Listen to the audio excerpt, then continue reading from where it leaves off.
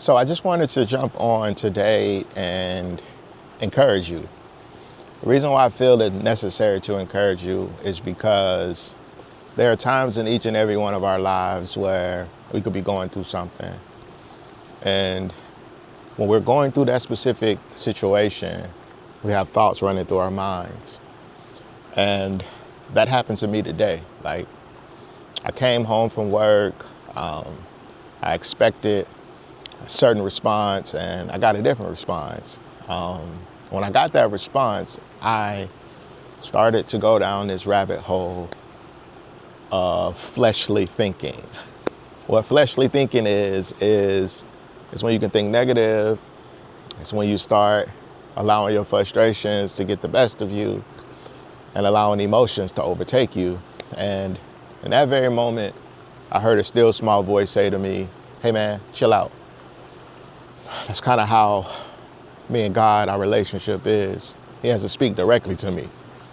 So when the voice said, "chill out," I paused. I said, okay. Then I heard, "go pray." Okay, go pray. Second thing I heard is, "go rest." Okay, go rest. And the third thing I heard is, "hey, don't overthink this thing. Don't read into this thing." Like, find the ability when you go pray and when you go rest under the wings of the Almighty, and when you don't overthink it, what you're able to do in that moment is you're able to say, "okay, God, this is where I am right now. Like, I don't really appreciate how I'm being treated right now." And God says, "okay, just rest in my love. Let me remind you who you are." And when I did that, what I was able to do is my mind was able to deal with the thoughts in my mind and realize that they were just lies. And these lies sometimes overtake us, and they cause us to believe things that are not true, to think things that are not true, and act in ways that are not godly. And what God was able to do in my rest, he was like, "yo, do you trust me? Do you trust me to handle this situation for you?" And I said, "yeah, Lord, I trust you to handle this situation for me." Then he said, "okay, in order for me to handle this situation for you, you're gonna have to do something that you haven't done." I said, "okay." Because there's a quote that says, if you do the things today that others won't do, Aaron, you'll have the things tomorrow that others won't have. If you do the things in your marriage today that others won't do, you'll have a marriage tomorrow that others will be inspired by, that God will be pleased with.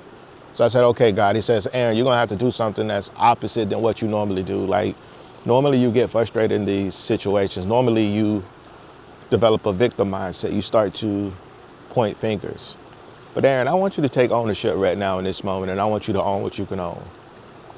And I started to do that. I started to own my emotions and my feelings and what I did, and et cetera, et cetera, et cetera. And I started to realize that I'm a sinner too. I was like, "whoa, God, I'm jacked up too."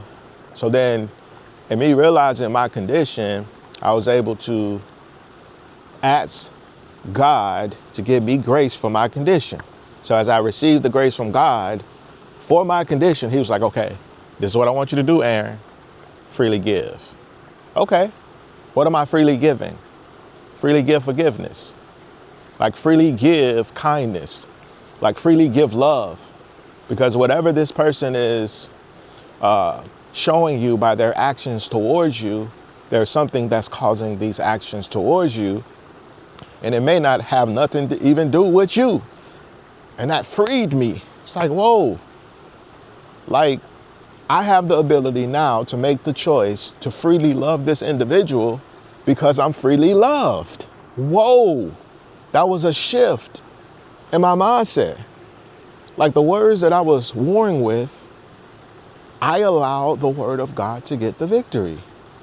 And what I was able to do then is I was able to sit back. I was able to go take a nap. I was able to give it to God. I was able to get up. God said, "okay, now I want you to go to the wilderness and I want you to pray. I want you to walk with me. I want you to literally allow me to give you revelation. I want you to literally allow me to walk with you and release whatever you feel." Because let's be real, y'all. Like, even though God took me through that process, I could not spiritual bypass my real feelings because I'm a real human. Like, I still was dealing with emotion in me that I needed to go out and I needed to release through exercise, through understanding in my humanness that I cannot over spiritualize this moment. Like I cannot pray this specific moment away. And that's what a lot of us do. We spiritually bypass. We think that we can pray things away. We think that we can read things away when we gotta sometimes feel those things and we have to give them to God. And that is not a passive process. That is literally an active process. And the activation of that process is activating what God can do in your life by inviting him in. And that is what I did. I invited Jesus into my situation and I obeyed him from that point on. And he told me what to do. He said, you're human, you need to go walk. You need to get out in nature. You need some time by yourself. You need some space because I'm going to show you, Aaron. I'm going to correct you in every aspect of your life and family. I want to let you know what God did for me, he can do for you. He can allow you to encounter a thing, an issue, a situation, a oppositionary force that is not meant to break you, but it's meant to elevate you and build you and show you a deeper revelation of Jesus Christ's love. And for that, family, I thank him. For that, family, you should thank him.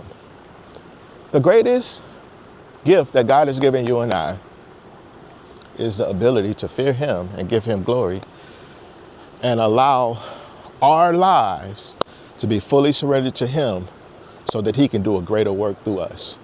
The question I have for you as I end this video, do you want God to do a greater work for you?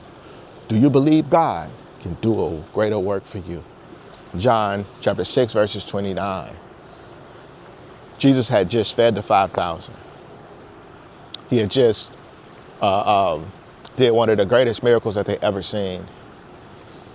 And he retreated because they were trying to elevate him as king. And he was like, yo, I ain't even on that worldly stuff. I got a deeper meaning of why I'm here. So he retreated and he went on the other side and they followed him looking for him because of the miracles that he did. And they started to discuss with him these miracles and the work that he's done. He's like, yo, you know what the true work is of God? Like, it's not the miracles that I did. The true works of God that I want you to do is believe. And that's the question. Do you believe that God can do the work in you? Or are you just in a relationship with God for the miracles? The greatest miracle that God is going to do in your life, if you believe, is save you, heal you, and redeem you. Let's go.